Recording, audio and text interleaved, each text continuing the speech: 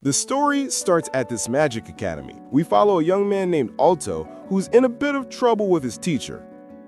See, Alto's failing his summoning class, and it turns out, to even be a real wizard here, you need to have a contract with a familiar.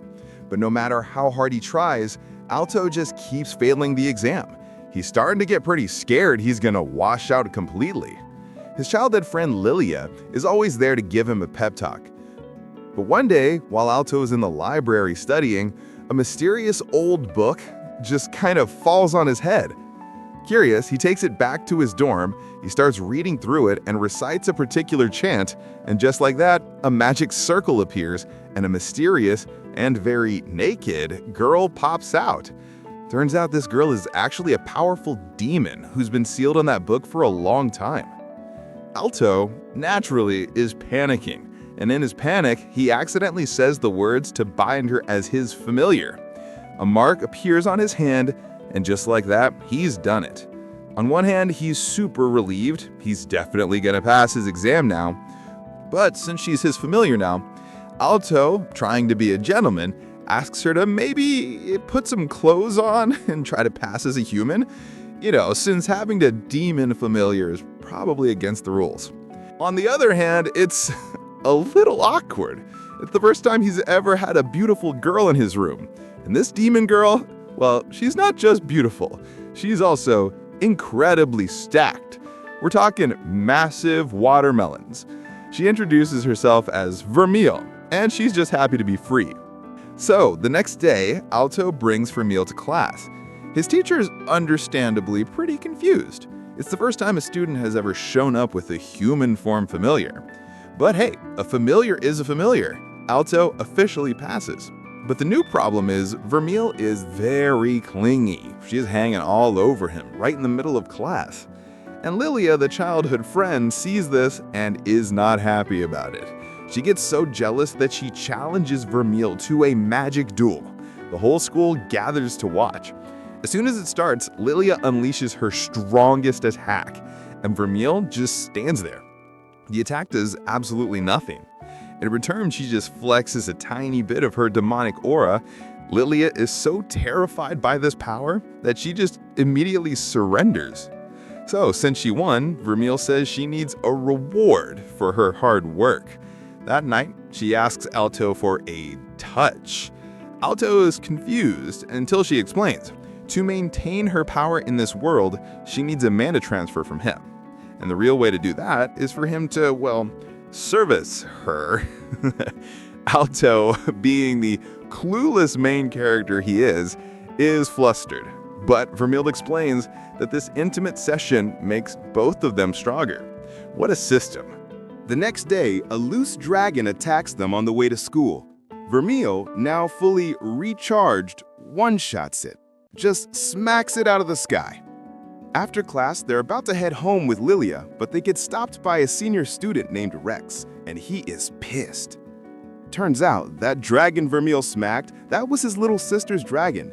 Rex, not taking no for an answer, challenges Alto to a duel right now. Rex's dragon attacks, but Vermeil just hugs Alto. And this close physical contact causes Alto's magic to go haywire, giving him a massive power-up. With this new strength, Alto unleashes a spell that also one-shots Rex's dragon. Later, Alto is wondering about that power-up. Vermeil asks him why he's so obsessed with getting stronger. Alto explains his dream is to become the highest-ranking mage, a platinum. Vermeil promises to help him. The next day, Alto, Lilia, and another girl named Cheryl get called to the principal's office. Apparently, they're the top students in their year, and they're being given a chance to take the bronze rank exam. But first, they have to complete a little quest. Go find a rare flower on a nearby mountain. So the team heads out. The flower is guarded by a big monster, but that's not really a big deal for Alto and his demon waifu. They take it out and get the flower, no problem. As a thank you for her help, Alto buys Vermeil an ice cream. She's amazed. She says it's the most delicious thing she's ever tasted in her centuries of life. Later, the class has physical training, and Vermeil, of course, just uses it as another excuse to get physical with Alto. Lilia, seeing this, is practically fuming. This childhood friend thing is clearly not working out for her. After class, they run into some members of the student council. They seem very suspicious of Vermeil, noting that she doesn't feel like a normal human. But in the afternoon, we see poor Rex, the guy Alto beat. Now, he's getting beat up by one of the student council members, a girl named Chris. Chris is furious that Rex, a senior, lost to a first year like Alto. She says it's embarrassing. The next day, Alto hears that Rex is in the hospital from the beating. Alto gets pissed. He decides a council member shouldn't be doing that. He finds Chris and enraged challenges her to a duel. Lilia tries to warn him off, saying Chris is on a whole different level, but Alto is too angry. The fight starts, and yeah, Chris is insanely strong. She's using a high-level fire magic, and even Vermeil is struggling. Vermeil tells Alto she doesn't want to use her true power, so instead she just transfers a whole bunch of magic to Alto. Now, supercharged with demon juice, Alto was able to match Chris, and with Vermeil's help, he actually wins. Everyone is stunned. This gets the attention of that really creepy teacher, Professor Obsidian. He seems way too interested in Alto's new power. As punishment, Chris is forced to clean the school garden. And in a nice little moment, Rex, the guy she beat up, comes and helps her. But as usual, when night comes, Vermeil wants her payment. The script literally says she wants to do Netflix and chill every night as an excuse to increase their power capacity. And because of this nightly cardio, Alto is completely drained and exhausted every single day at school. Man is suffering from success. Then he runs into Professor Obsidian in the library. The guy is just getting creepier and seems obsessed with Alto. The next day, he finds Obsidian again, but this time the professor shoos him away, saying he's a busy in the restricted room. And, yep, he's evil. We see him using a student who has a crush on him as a test subject for some weird potion. This, of course, is connected to the news that a student has officially gone missing. The next day, Alto takes Vermeil to the city to thank her for the help with Chris. Vermeil just says that's what a familiar does, though she does expect her payment for it every single night. But elsewhere, Rex decides he's going to get revenge on Chris. But when he shows up, Chris immediately notices something is wrong. His eyes are glowing red. He's in a berserk state. Alto and Vermeil show up just as the fight breaks out. Alto is forced to fight Rex to try and snap him out of it. But this berserk Rex is way too strong, fighting at the level of a platinum rank wizard. Right as they're about to lose, the student council president, Elena, shows up, and with one single attack, she one-shots Berserk Rex. She is the real top dog at this school. Elena calls a council meeting. They conclude that all this chaos means there's a traitor on the academy. Chris is pissed, vowing to find them. Lilia asks Alto for a study date, but at the same time, Vermeil says she needs to go meet someone. That someone is Professor Obsidian. Vermeil confronts him, saying she knows he's the traitor, but just as she threatens him, Obsidian, who's been waiting for this, stabs her with a special injection. It's a potion that forces Vermeil into her true berserk demon form. He's been planning this. He knew she was a demon. Alto and Lilia are studying when they see the sky turn dark with demonic energy. Vermeil is completely losing control. Alto runs straight for her. Obsidian is loving this, monologuing about how he just wanted to see her true form. Vermeil effed him in her rage, attacks him, but Alto pushes Obsidian out of the way and takes the full fatal blow right through the chest. Oof. After attacking Alto, her master, Vermeil just stops. But seeing him bleeding out just makes her blow even more berserk. But Alto, with his last bit of strength, hugs her, and that connection somehow calms her down. She reverts back to her normal self, but Alto is unconscious and dying. Vermeil, crying, uses a forbidden, powerful technique to heal him. But the problem isn't over. Obsidian, seeing his plan failed, injects himself with his own monster potion. But Vermeil, now calm and in control, just disintegrates him. One shot. When Alto wakes up, he thanks her, but Vermeil explains what she did. She gave him half of her soul to save his life. They are now linked. If Alto dies, she dies. If she dies, he dies. This means even if Alto dies of old age, Vermeil will die with him. The immortal demon just gave up her immortality for him. Alto feels incredibly guilty, but Vermeil is happy. She says she'd rather die with him than live forever watching everyone she cares about die. Lilia, who saw the whole thing, now knows Vermeil's secret, but she promises to keep it. The next day, the student council calls them in. Elena, who is not dumb, is super suspicious. Alto finally confesses the whole truth. Vermeil is a demon.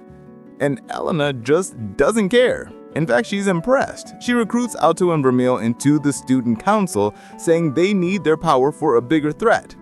So now Alto is a council member attending meetings. Elena feels a huge disaster is coming. And she's right. We see a new group of mysterious enemies planning to awaken a powerful monster, and they need Alto and Vermeil's magic to do it. That night, Alto has a weird dream about another strange girl coming out of Vermeil's book. He's so weirded out by the dream, he decides to bring Vermeil's book with him to school. When he gets there, Lilia reminds him they're finally taking their bronze exam. The proctor is a guy named Rance, one of the best mages in the academy. The test is simple. Pour as much magic as you can into a special magic crystal. A bunch of students try and fail, then Lilia steps up and easily passes, making the crystal's flame flare up. And finally, it's Alto's turn. He walks to the back of the crystal, which is apparently the hardest place to input magic from.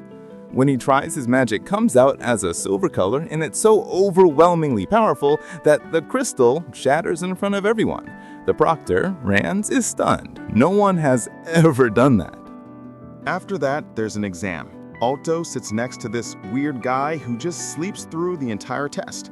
But right as time is about to run out, this strange guy named Iolite wakes up and answers every single question in seconds. Just then, an alarm goes off. A student has been found dead in the bathroom. And everyone realizes Iolite is an imposter. Now that his cover is blown, Iolite just calmly states he's here to kidnap Alto. Rance the proctor shows up to stop him. Vermeil also smashes into the room. The fight is on. Iolite has his partner trap them all in a magic domain so they can't escape. Alto, pissed that he ruined his test, attacks. He actually destroys his stone golem army. But Iolite is not playing. He gets serious and one-shots Alto. Seeing Alto get hurt, Vermeil gets furious and starts to go into her demon form. But Iolite is so strong, he easily tanks all of Vermeil's attacks. Just as Iolite is about to win, that mysterious woman from Alto's dream, Fatima, appears. She stops time and pulls Alto into the past. She reveals she was the one who sealed Vermeil hundreds of years ago, and she wants to show Alto Vermeil's sad backstory. We see a little Vermeil living as an orphan in a church, being raised by a kind nun. The nun forces her to wear a head covering to hide her demon horns so the villagers won't find out and, kill her. She lives a happy life with the other orphans until one day, some of the kids accidentally see her horns. They threaten to tell the whole town. One of her siblings from the orphanage, a girl named Mele, stands up for her, but it's too late. The entire town finds out, and they form a mob to capture the demon child. Mele tells Vermeil to run. Vermeil tries to escape, but she hears screaming. She goes back only to see Mele and the kind nun being burned at the stake by the villagers for protecting her. Seeing this, Vermeil snaps. She transforms into her true berserk demon form and nukes the entire region by accident. Horrified by what she'd done, she begged Fatima to seal her away in that book, which is where Alto found her. Fatima explains that Vermeil isn't evil. She was just a scared kid. She just needs someone to guide her. Alto, now more determined than ever, promises Fatima he will always protect Vermeil. He returns to the present, and now he and Iolite fight to a complete draw. Iolite is stunned that this first-year student can match him, a top-tier mage. But right as the fight is about to get really good, Iolite gets a call from his boss who tells him to retreat. So Iolite just leaves. He literally just dips. Fatima also leaves, telling Alto he needs to keep getting stronger in case Vermeil ever loses control like that again. The next day, we see Alto getting pummeled by Chris and Jessica, but this time it's just training. Also knows he needs to get his physical strength up, not just his magic. He reflects on how much his life has changed. He went from almost failing to being a student council member and one of the strongest mages in the school. Plus, he has an all-powerful, beautiful, and loving, if a little draining, demon waifu. And, of course, after all that, he officially passed the exam. Thanks for tuning in. If you enjoyed the content, make sure to smash that like button, subscribe, and hit the notification bell so you never miss out on our latest anime recap. Love you guys.